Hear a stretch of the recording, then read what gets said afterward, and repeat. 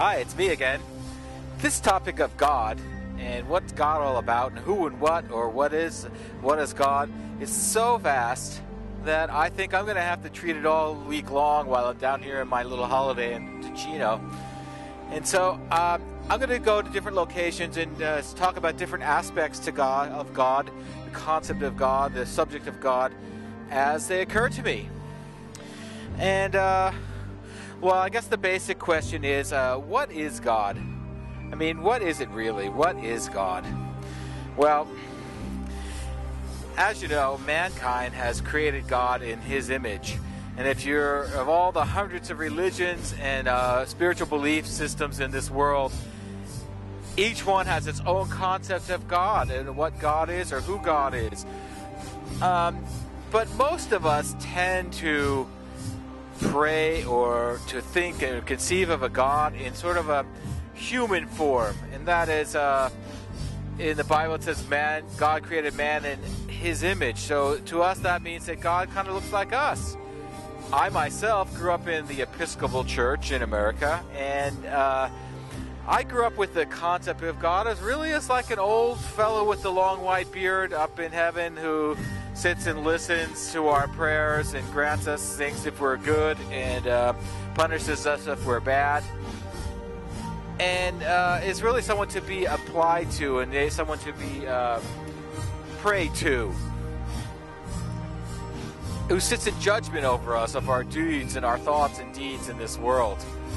That's one concept of God. Other people have fully other concepts of God.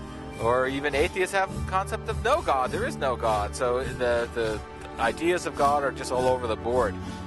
What I'd like to talk about today is what God really is.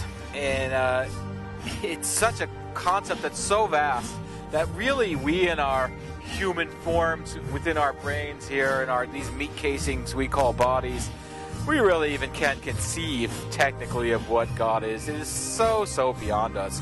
Because everything you see here in this screen, from this beautiful rolling river behind me, to Lily Rascal who was running around on the rocks, to the sky, to this camera, to me, to this hand, to this voice, to this hat, it's all God. We are the furthest extension of God, and that means God is consciousness that is expanding.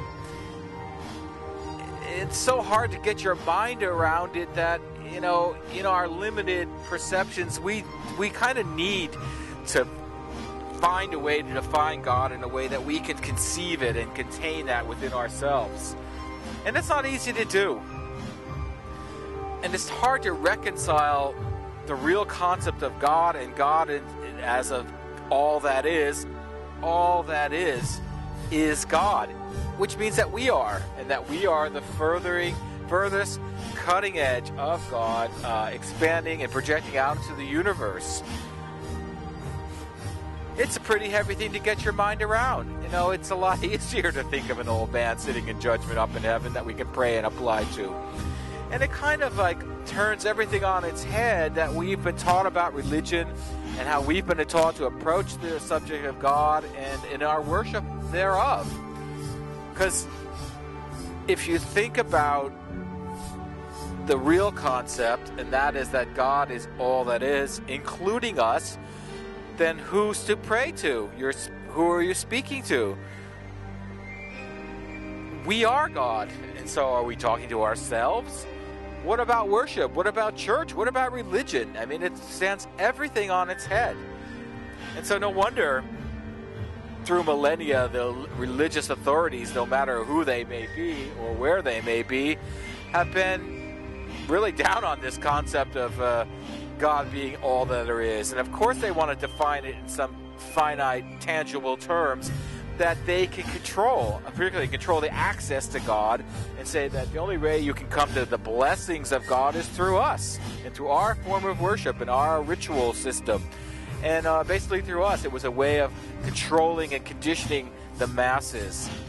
Well, I'm here to say that we've come now to a new time. The new paradigm is that we have direct access. In fact, there is no access to be had. We are it.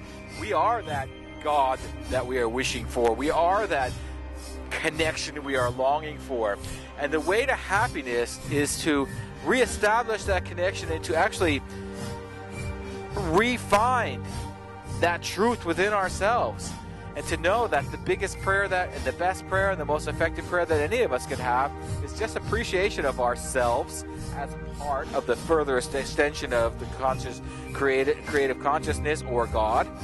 And to appreciate all that's around us, every little bit, every little stone, every little piece of earth that falls down to the sky, everything, the sunshine, it's all God. We're all God. We are the thoughts of God. And the longing and the emptiness that all of us feel, that split that happens, is that we were taught the opposite. We were taught that God was outside ourselves. In fact, we even created whole myth theories of like the fall from grace. You know, what was that? What was the fall from grace? Well, that was Lucifer, which means angel of light. Was the first one, if you go according to this the monotheistic Muslim, Jewish, Christian tradition of the separation and the fall from grace. Well, that was basically someone in the form of, that they call Lucifer, saying, we aren't God, we are something separate. We are something, God is now something outside ourselves. And in that moment, this void ensued, which we've had ever since. And we've been in hell, because hell is that sense of lack of connection between us and God and who we are. So of course, if you're a person who's not in touch with who you are, and who has no connection with God, well, that would be kind of hell, isn't it? And so, to go the other way, heaven, or happiness, or ecstasy, or bliss, would be that sense within yourself of connection with God, with a higher being, with all that is, and to be one with that, at-one-ment, atonement.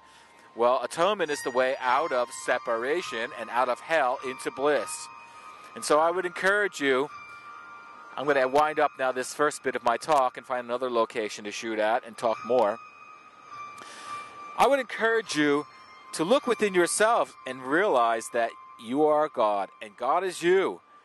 It's not outside there. There is no outside anywhere. In fact, it's all one, and it's all good, and it's all God.